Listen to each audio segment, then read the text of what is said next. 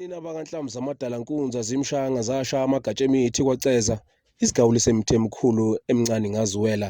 Lapha sinibonisa indawo yakwaCeza eyaziwa ngokuthi kusenqabeni yeNgonyama. Isilo udingane saqopha umlando ngokuthi senze lenqaba ibe ligugu elivikelwayo ngoba sathi sesiyidlile emva kombango wakhe noBhejese Ngome, sabe sesikhipha abantwana bakwaDayingubo ukuba bazoyibheka lenqaba.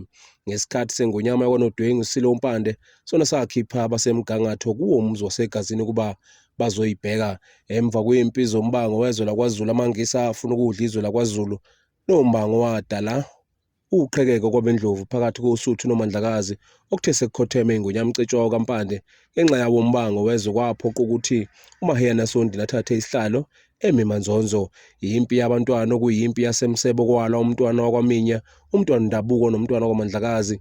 Leyo mpi yaphoqa ukuba iSilo uDinizulu engumntwana asuke eBhanganoma ezobhaca emzini kaNgoza Lophisweni, ebekwe nguNdunankulu kayise uMnyamane kaNgqengelele wasekushumayeleni.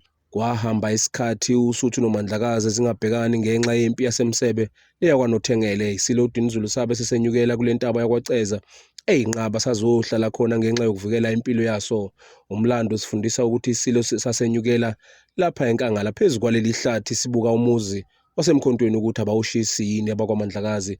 Emva kweminyaka emibili sihlezi kule nqaba iSilo, ngonyaka wezi-1888 saphuma kule nqaba sayolwa impi yakwaNduni kwaNongoma.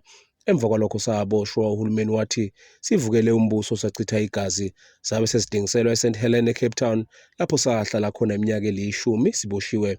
iSilo uZwelithini savakashela le nqaba ngonyaka ka-2001 sizobona lapho kwakuhlala khona uMaqhamusela Imamba Yevuna ongukhokho waso. Ngonyaka ka-2003 saqala umkhuleko waminyaka yonke oyisikhumbuzo seSilo uDinizulu njengoba kwathi sekwenziwe konke okokulwa izimpi zakwaZulu.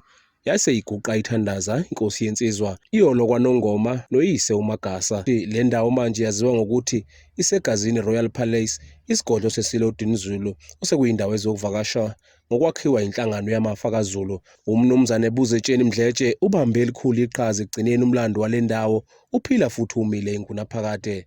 Lo mlando ugcinwe uSiboniso kwaButhelezi kwaCeza.